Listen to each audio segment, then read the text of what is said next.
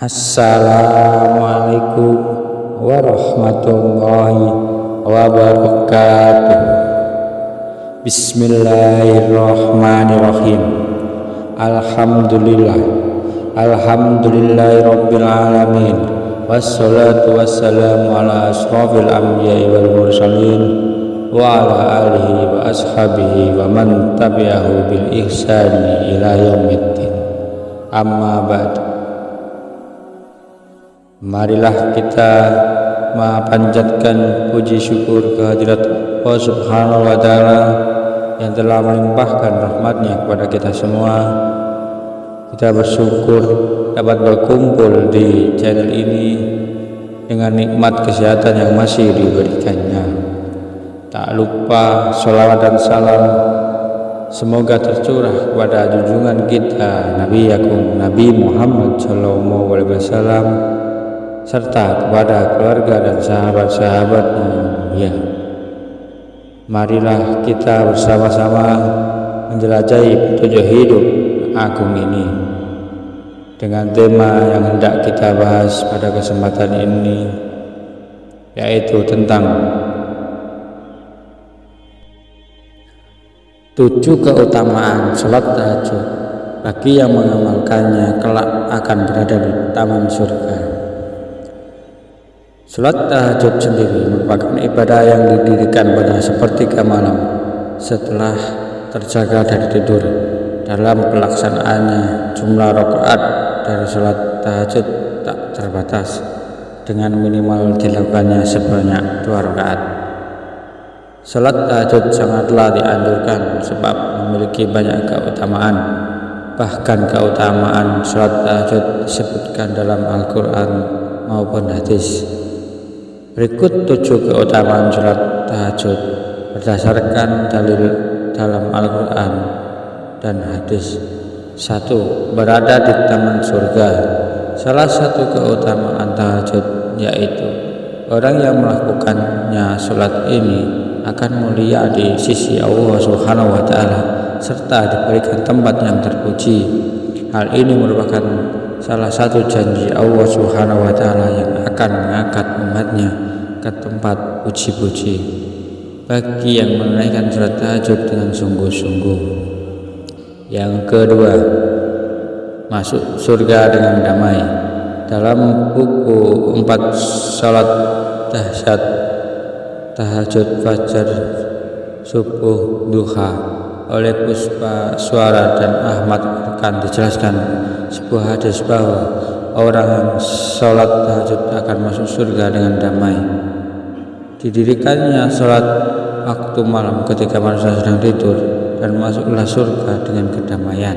Hadis riwayat Ahmad, Ibnu Hibban dan Hakim. Yang ketiga, mencegah dari perbuatan dosa.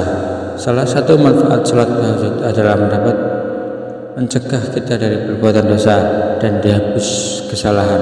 Rasulullah SAW bersabda, yang artinya diriwayatkan dari Abu Umamah Al-Balihi radhiyallahu anhu dari Rasulullah SAW. Beliau bersabda, kalian lakukanlah sholat terus qiyamul lail dengan melakukan sholat tahajud, karena hal itu merupakan kebiasaan orang soleh sebelum kalian. Qiyamul lail dengan melakukan sholat tahajud merupakan ibadah kalian kepada Tuhan kalian, melebur berbagai kesalahan dan mencegah dari dosa.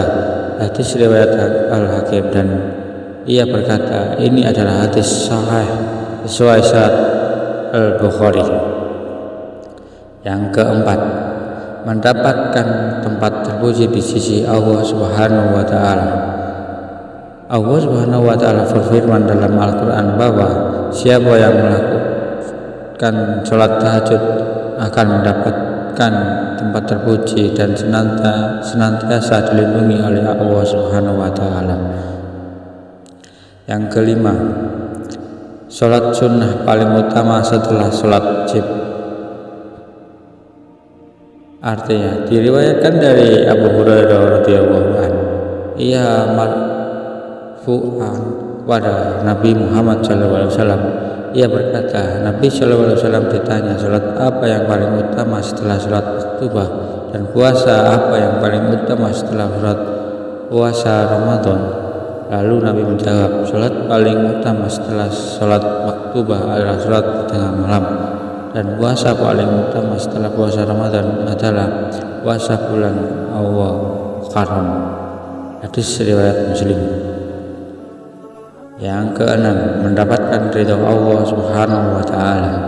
Muslim yang sering mengamalkan salat tahajud akan mendapatkan ridho dari Allah Subhanahu wa Ta'ala, sebagaimana dalam hadis Rasulullah SAW bersabda, 3 orang yang diridhai Allah Subhanahu wa Ta'ala, yaitu seorang yang tengah malam bangun dan melakukan salat, suatu kaum jemaah yang bersaf untuk salat, dan suatu kaum yang berbaris untuk perang di jalan Allah.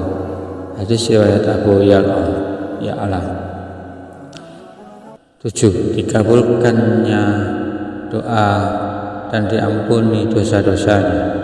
Diriwayatkan dalam sebuah hadis bahwa Allah Subhanahu wa Ta'ala turun ke langit dunia pada sepertiga malam terakhir dan mengabulkan doa mengampuni dosa pada tiap malam. Tuhan, kamu turun ke langit dunia ketika tinggal sepertiga malam yang akhir. Dia berfirman, barang siapa yang menyeruku akan kuperkenankan seruannya, barang siapa yang meminta kepadaku aku perkenankan permintaannya, dan barang siapa meminta adapun kepadaku aku ampuni dia.